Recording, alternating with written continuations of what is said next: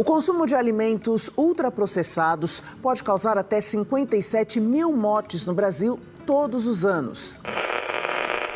O Ministério da Saúde lançou hoje o Guia Alimentar para a População Brasileira. O objetivo é diminuir a obesidade e o avanço das doenças crônicas no país.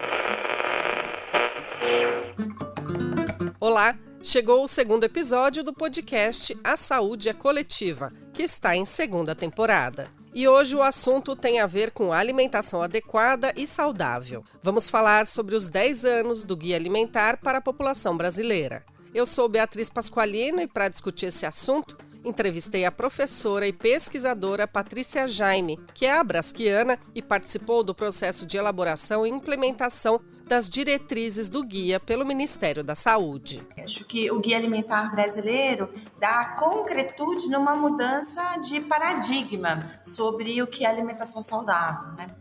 E o quadro cultural de hoje vai levar muita gente às lembranças dos anos 80. É que o professor da Universidade Federal da Paraíba, Pedro Cruz, que também é abrasquiano, indicou uma música lançada nessa época. Veja bem, a música ela fala de 3 palavras muito fortes que me chamam a atenção toda vez que eu escuto a música. Desejo, vontade, necessidade. Será que com essa dica do Pedro você já sabe de qual composição ele está falando? Bom, como eu não dou spoiler, você já sabe que vai ter que ouvir o episódio até o final, né? E se ainda não segue o canal do nosso podcast nos tocadores de áudio, vai lá e ativa o sininho para receber as notificações dos novos episódios. Falta pouco para nossa comunidade de ouvintes bater a marca de 1.000 seguidores. Lembrando que as publicações do podcast são quinzenais, em segundas-feiras alternadas. Então, simbora para a entrevista especial de hoje. A saúde é coletiva. Podcast da Abrasco, produção Rádio Tertúlia. Hoje a nossa convidada especial é a Patrícia Jaime. Oi, Patrícia, tudo bem? Bem-vinda ao A Saúde é Coletiva. Olá, Bia. Que alegria participar desse podcast da Abrasco. Obrigada pelo convite. A gente que te agradece. Bom, a Patrícia é professora titular do Departamento de Nutrição e vice-diretora da Faculdade de Saúde Pública da Universidade de São Paulo, a USP.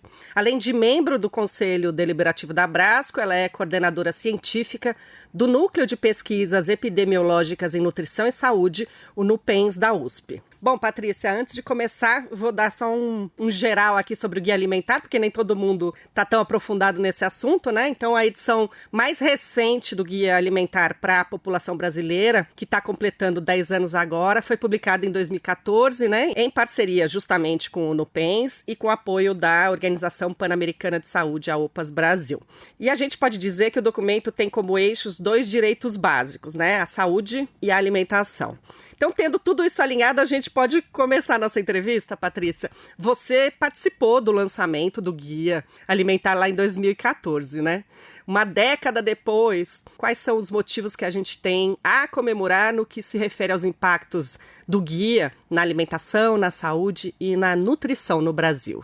Bia, é uma alegria participar desse ano, que é um ano de celebração de uma década do Guia Alimentar para a População Brasileira, que é um marco nas políticas de segurança alimentar e nutricional no Brasil, mas também se caracterizou como um instrumento com um enorme potencial de induzir a produção do conhecimento no campo da nutrição e saúde pública, mas também como um instrumento de transferência de políticas públicas brasileiras, com o nosso know-how do Sistema Único de Saúde e impactando outros países na produção de guias alimentares, que são instrumentos oficiais que dizem para a população como elas devem se alimentar, né? Então, acho que o Guia Alimentar brasileiro dá concretude numa mudança de paradigma sobre o que é alimentação saudável, né? Durante muito tempo, os guias alimentares, eles traduziam uma forma de ver a relação entre a alimentação, a nutrição e a saúde, né? E as recomendações alimentares, elas tinham um modelo, né, que reproduziam aquele estado da arte do conhecimento, a forma como os cientistas, os tomadores de decisão pensavam como as pessoas deveriam se alimentar. E essa abordagem era uma abordagem que hoje a gente utiliza um nome que se chama nutricionismo, né? Que é olhar a alimentação unicamente a partir do seu perfil de nutrientes. É mais ou menos assim. Você olha para um arroz e você só pensa no carboidrato. Você olha para o milho e você também só pensa no carboidrato. Você olha para o leite e pensa na gordura saturada. Quando, na realidade, os alimentos eles envolvem uma combinação de nutrientes, de outros elementos que não são nutrientes, que a gente nem consegue ainda categorizar na ciência e que têm efeitos positivos ou negativos, né? Então, o Guia Alimentar para a População Brasileira, ele representa uma mudança desse paradigma, porque ele foi o primeiro instrumento que incorporou uma outra forma de classificar os alimentos, né? Que é a classificação nova, que leva em consideração a extensão e o propósito do processamento de alimentos e que cunhou na literatura científica, mas também nas políticas públicas e na comunicação e na forma de falar sobre alimentação, o termo alimentos ultraprocessados. Então, essa foi uma das inovações do Guia Alimentar Brasileiro, né? Claro que ele também não se restringe a esse aspecto. Ele também incorporou uma abordagem muito mais antenada para a discussão, por exemplo, da sustentabilidade nas suas 3 dimensões. Então, pensando a sustentabilidade ecológica, mas também ele traz um princípio que eu gosto muito, que ele diz que a alimentação saudável deriva necessariamente de um sistema alimentar que é ambientalmente sustentável e é justo do ponto de vista social. Acho que é inegável que o Guia Alimentar é um marco revolucionário, né? Nessa questão da saúde e alimentação no Brasil. E aí, para a gente aprofundar os impactos que ele tem na vida, lá na ponta, né? A nossa ali da população brasileira, no cotidiano, queria te perguntar o seguinte: quais as políticas públicas que foram adotadas aqui no Brasil, e aí seja federal, estadual ou nos municípios, que você destaca como conquistas diretas ou indiretas, enfim, do que recomenda o Guia Alimentar? É uma ótima pergunta, né? Primeiro, é importante dizer que guias alimentares, eles são instrumentos diretrizes oficiais, né? Recomendações oficiais de um país sobre como as pessoas devem se alimentar.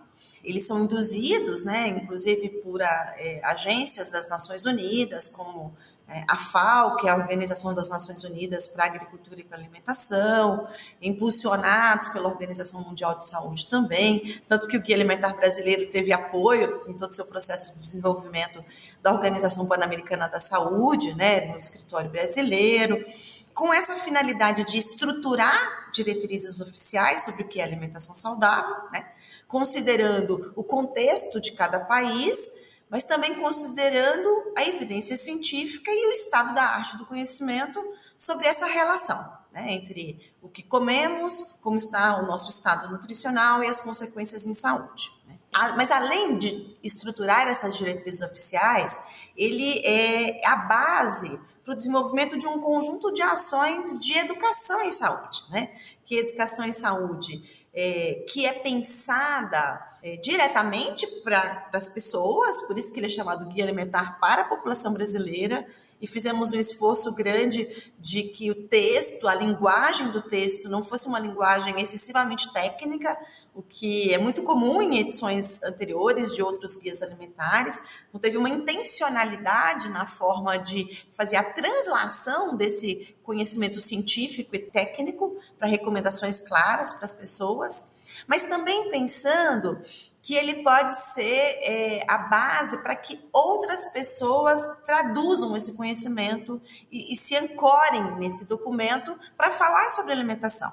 Isso vale muito para os profissionais de saúde e houve um grande esforço de implementação no âmbito do Sistema Único de Saúde, desde o Ministério da Saúde, passando pelos esforços das secretarias estaduais de saúde, as secretarias municipais de saúde, de utilizar o guia alimentar nas ações de promoção da saúde, de educação em saúde, de qualificar os profissionais do SUS para falar sobre alimentação a partir dessas recomendações de diretrizes oficiais, mas também pensando, por exemplo, nos professores, nos educadores, nos comunicadores, né? Então, a gente fez uma recente análise avaliando a utilização do termo ultraprocessado desde a publicação do Guia Alimentar Brasileiro. E é impressionante como o termo ultraprocessado, que traduz tanto esse pensamento, ele entrou na comunicação em saúde, né? A gente fez uma análise dos 3 principais grandes jornais brasileiros e o termo é um crescimento exponencial, sendo que nos últimos 3 anos, em especial, um alto padrão de referência ao termo ultraprocessados, né? E isso deriva do guia alimentar e da sua sustentação em termos da evidência científica, que cada vez é mais crescente, mais robusta e mais apoia e mantém a atualidade do guia alimentar, mesmo 10 anos depois da sua publicação. Uma discussão na Câmara de Vereadores do Rio pode ser o primeiro passo para melhorar a alimentação das crianças e adolescentes nas escolas. A Câmara Municipal do Rio aprovou em primeira votação um projeto que proíbe a venda e a distribuição de bebidas açucaradas e de alimentos ultraprocessados em escolas públicas e particulares. Eu acho que esse esforço de levar o guia alimentar como um instrumento de educação e saúde em diferentes setores, ele já é um legado do Brasil e das políticas públicas brasileiras nesse processo de implementação do guia alimentar. Mas, além dessa dimensão de estruturar, das 2 dimensões iniciais que eu falei, que é estruturar as recomendações alimentares de um país, de levar essas recomendações alimentares para o espaço da educação e saúde, né? Nos diferentes espaços da educação e saúde. Potencializar esse instrumento no âmbito da educação permanente em saúde, no SUS, no espaço do diálogo intersetorial, por exemplo, no programa Saúde na Escola, em outros espaços de produção do cuidado em saúde. Há uma terceira dimensão, que é o guia alimentar servir como um instrumento indutor de outras políticas públicas para além do setor saúde. Esse efeito indutor, ele é mais recente, porque, claro, isso depende de uma base de políticas públicas que estão sendo colocadas em prática. Foram 10 anos complexos, né, na história brasileira, e com uma certa desestruturação das políticas de segurança alimentar e nutricional, ou seja, essa arena mais intersetorial do debate do direito humano à alimentação adequada e saudável, ela sofreu muitas flutuações ao longo dessa década. Mas, felizmente, estamos tendo a oportunidade de retomar o debate da segurança alimentar e nutricional no nosso país e temos um guia alimentar que foi se consolidando como um instrumento indutor, potencial indutor de políticas públicas. E hoje nós temos, por exemplo, um debate da Cesta Básica Nacional orientado pelo Guia Alimentar da população brasileira. O debate da reforma tributária, que prevê tributo zero para alimentos da reforma da cesta básica e o tributo seletivo para as bebidas açucaradas, isso tem tudo a ver com termos um guia alimentar com a regra de ouro para evitar os alimentos ultraprocessados e fazer a base da alimentação a partir dos alimentos in natura e minimamente processados, né? De resgatar a culinária, de resgatar a nossa cultura alimentar. Estamos num debate, tem um decreto presidencial publicado para olhar a política nacional de abastecimento. O guia alimentar, ele reconhece que a gente tem obstáculos para a alimentação saudável, que não basta saber o que comer, ter uma boa orientação, uma boa recomendação. Que existem obstáculos como, por exemplo, o acesso à disponibilidade de alimentos, né? E que, para tanto, não são as pessoas individualmente que têm que superar todos esses obstáculos. Que é necessário ter políticas públicas que facilitem a adoção dessas recomendações alimentares preconizadas pelo Guia Alimentar.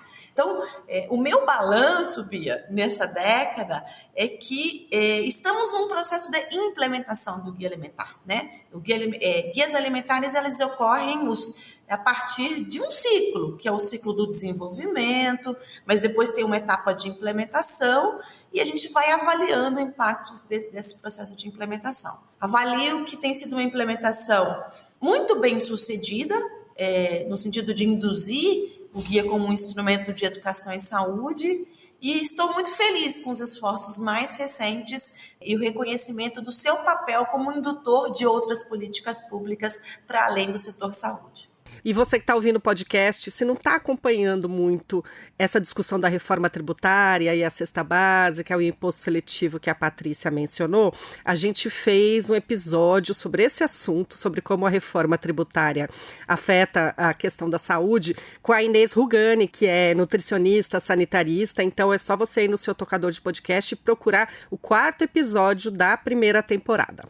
Bom, avançando aqui na nossa entrevista, Patrícia, você já falou um pouquinho de como é que foi a implementação do guia, né, no sistema de saúde, entre os profissionais, entre as ações educacionais, mas aí para quem está ouvindo a gente e é da área da saúde, né, como esse profissional pode e deve utilizar o guia, como que ele pode ser um multiplicador do guia. E aí, se tiver alguma situação, alguma experiência que você tenha ouvido ou visto ao longo desses 10 anos, bem sucedida nisso, também aproveita e conta pra gente. Acho que a primeira observação que eu poderia dizer é que o guia alimentar ele tem que ser um instrumento vivo, né? E, para tanto, as pessoas precisam conhecer o guia. Então, houve um grande esforço de desenvolver cursos desde formato presencial até cursos de educação à distância. A plataforma UnaSUS tem vários cursos que falam sobre promoção da alimentação adequada e saudável na atenção primária, né, e que usam esse referencial do guia alimentar. O guia alimentar está disponível, os instrumentos outros que traduzem o guia alimentar estão disponíveis em várias plataformas, portal do Ministério da Saúde, a própria página do Nupens, a gente tem vários vídeos que falam sobre o guia alimentar, que tentam fazer essa translação, mas a partir do guia a gente vai pegando partes, desenvolvendo. Então fica um convite para os profissionais de saúde conhecerem esses materiais, se apropriarem, com um compromisso, né, uma corresponsabilização de transformar essa diretriz que é tão reconhecida como um referencial técnico que apoia o desenvolvimento dessas ações de educação em saúde para os usuários do SUS e para outros públicos.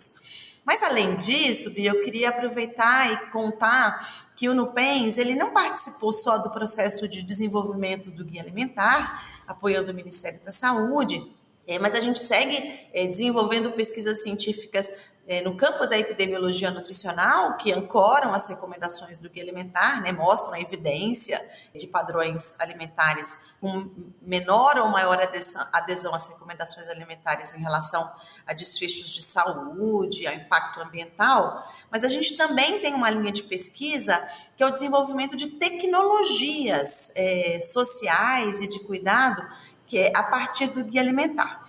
E temos apoiado o Ministério da Saúde no desenvolvimento de várias tecnologias. Uma delas são os protocolos de uso do Guia Alimentar, que foram pensados para a utilização na prática clínica dos profissionais, em especial do âmbito da atenção primária em saúde, mas também pode ser utilizado na atenção especializada, nos ambulatórios, nas consultas individuais. A ideia é pensar o Guia Alimentar não só um instrumento de educação em saúde, mas também um orientador da clínica, no momento da orientação alimentar para os usuários do SUS, os pacientes em diferentes fases do curso da vida. Porque a alimentação de uma criança é diferente da alimentação de um idoso, e aí o profissional ele tem esses protocolos que foram desenvolvidos e validados pelo Nupens e publicados pelo Ministério da Saúde para orientar a clínica individual no âmbito da atenção primária. E olha que bacana, então esse produto desenvolvido pelo Nupens e disponibilizado pelo Ministério da Saúde, ele foi utilizado dentro de um esforço do PROAD SUS, que é um programa, né, dos hospitais, dos grandes hospitais de excelência junto ao Sistema Único de Saúde, e um deles foi o Hospital da Beneficência Portuguesa, para o desenvolvimento de um projeto, que é um projeto que se chama QualiGuia, que leva os protocolos de uso e testou a eficácia desses protocolos de uso do guia alimentar em 64 municípios brasileiros e produziu um curso de educação permanente em saúde à distância de 30 horas para os profissionais conhecerem, se apropriarem não só do guia, mas também dos protocolos. E os cursistas que participaram desse curso, foram mais de 1.000 profissionais de saúde, tiveram um grande impacto em termos de maior confiança para orientar sobre alimentação e a eficiência da vigilância alimentar e nutricional nesses municípios, uma ferramenta importante, né, em termos de prática sanitária, também aumentou, mostrando que essa indução a partir da educação permanente em saúde, ela traz resultados na qualificação do cuidado e da orientação alimentar. E esse curso agora está disponível também na plataforma UnaSUS, e convido os profissionais a participarem, é um curso aberto, gratuito, e que vão ajudá-los a utilizar o guia alimentar dentro da sua prática individual e coletiva na atenção primária em saúde do SUS. Material não falta, né, Patrícia? Tem muita coisa aí para pesquisar. E eu vou confessar aqui no podcast que, fazendo a pesquisa para essa entrevista com você, óbvio, eu já conhecia o guia alimentar, mas com uma distância, porque eu não sou profissional da área da saúde, enfim. Mas eu me apaixonei. Eu me apaixonei pelo guia, porque realmente eu tinha uma visão de que era algo mais ligado à alimentação do ponto de vista de qual alimento que você deve comer. E não é isso só, inclusive, né? Fala sobre o ato de comer em companhia, como preparar, como escolher os alimentos. E o que você falou, a linguagem é muito fácil. Então ela está muito direta, né? A própria diagramação do guia, as fotos super bonitas. Então, só para reforçar aqui, se alguém que está ouvindo ainda não teve a oportunidade de ler o guia na íntegra, lá na fonte primária, a gente deixou o link do guia na descrição desse episódio e também outros materiais sobre o que a gente discutiu aqui com a Patrícia Jaime, para você se aprofundar mais nesse assunto. Então, Patrícia, queria te agradecer pela sua participação, pelas reflexões que você trouxe aqui ao podcast, e agora microfone aberto para sua despedida. Bia, muito obrigada pela oportunidade de falar sobre o guia alimentar. Eu fico feliz de saber que você leu, que você gostou, se apropriou das recomendações do guia. Dizer que essa sua experiência pessoal e percepção a gente conseguiu observar também a partir da ciência. Com vários estudos que a gente desenvolveu de processos de formação para a utilização do guia alimentar, a gente conseguiu identificar que os profissionais de saúde, da educação, que não são nutricionistas, eles conseguem se apropriar do documento e se sentem mais seguros para falar sobre alimentação. E é isso que o guia alimentar quer, né? É tirar esse domínio muito técnico, específico de um profissional e levar o tema da alimentação e de uma forma mais simples, ancorada pela ciência, né? Que possa orientar políticas públicas, mas que facilite que todas as pessoas comam de uma forma saudável, prazerosa, que tenha referência com a sua vida, o seu território, a sua cultura, e assim a gente tenha mais saúde e induza um sistema alimentar que seja mais sustentável e que novas gerações também possam adotar uma alimentação mais saudável. Então, acho que esse é o grande desafio, ao mesmo tempo a fortaleza do nosso guia, é isso que faz com que a gente tenha hoje no país, ao mundo, vários países utilizando e seguindo o Brasil a partir dessa abordagem, e torço muito para que ele siga induzindo políticas públicas. E quanto mais a gente falar sobre o guia alimentar, mais a gente explicar o que é o guia, maior será o nosso poder de implementação e colher os frutos dessa abordagem para políticas públicas. Muito obrigada. A Abrasco Livros apoia o podcast A Saúde é Coletiva. Vem conhecer nossa livraria, abrascolivros.com.br.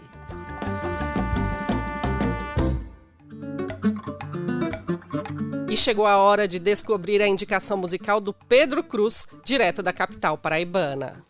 Então, é um bom dia, boa tarde, boa noite aí a todos e todas que acompanham o nosso podcast da Abrasco. Eu me chamo Pedro Cruz, eu sou professor da Universidade Federal da Paraíba, moro aqui em João Pessoa e tenho uma trajetória assim, de inserção e de desenvolvimento de várias atividades de ensino, de pesquisa, mas principalmente de extensão em Educação Popular em Saúde. Eu participo do grupo temático de Educação Popular em Saúde da Abrasco e recentemente eu estive contribuindo no Conselho Deliberativo da Abrasco, compondo a diretoria ampliada da nossa instituição, que agora está renovando uma nova gestão começando, né? Então, assim, eu queria dizer para vocês que eu escolhi aqui como uma sugestão, uma dica para todas e todos, uma música que é muitíssimo conhecida, composta pelos Titãs, chamada Comida.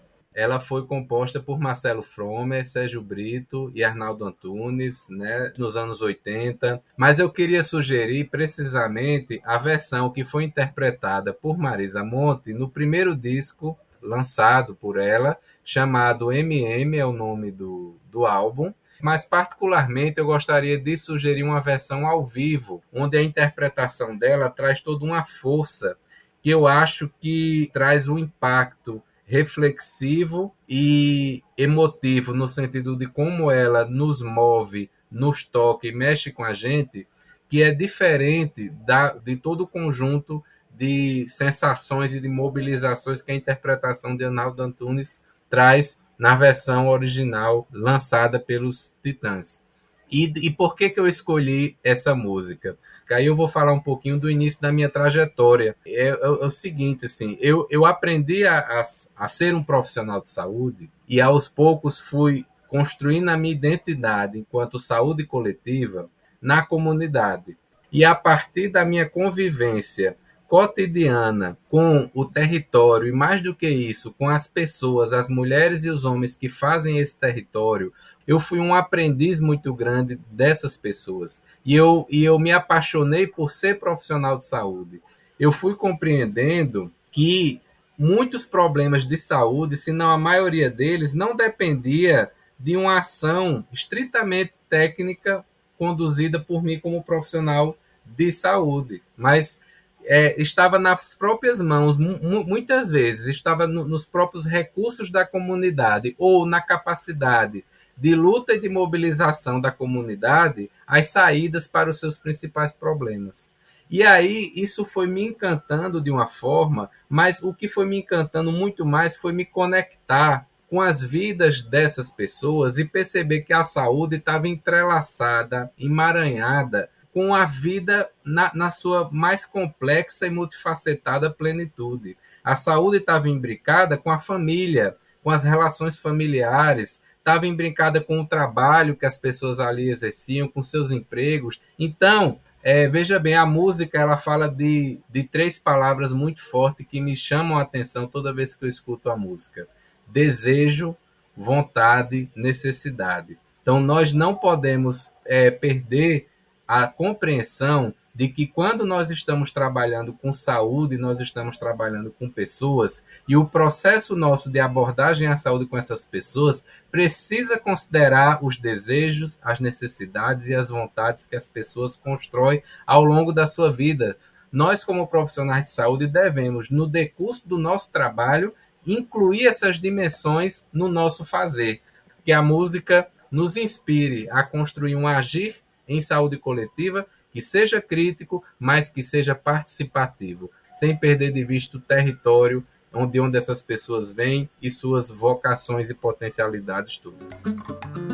Olha, eu recomendo que você vá até a descrição deste episódio aí no seu tocador de áudio e clique no link dessa versão de Comida ao vivo com a Marisa Monte. Eu já conheci a música, mas ouvi de novo depois dessa reflexão do Pedro Cruz e o impacto em mim foi ainda maior. Então, fica a dica.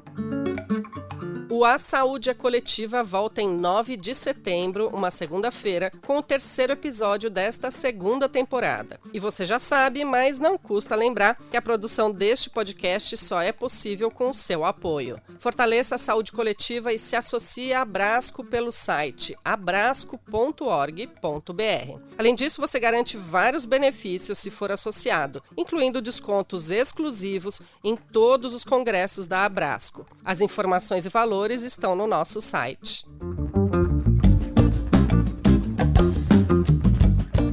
Esse foi o 2º episódio da segunda temporada do A Saúde é Coletiva, podcast da Abrasco, produzido pela Rádio Tertúlia. Eu, Beatriz Pasqualino, fiz a apresentação, roteiro, edição e sonorização. E participo da coordenação deste podcast junto de Artemis Caldeira Brant, Tiago Barreto e Verônica Tavares de Freitas. A equipe de comunicação e pesquisa conta com Daniel Lira e Letícia Massulo. No relacionamento e marketing, Clara Alonso e Rafaela Pinheiro. O projeto gráfico é do Estúdio Massa. Obrigada pela companhia e até o próximo episódio. Tchau, tchau.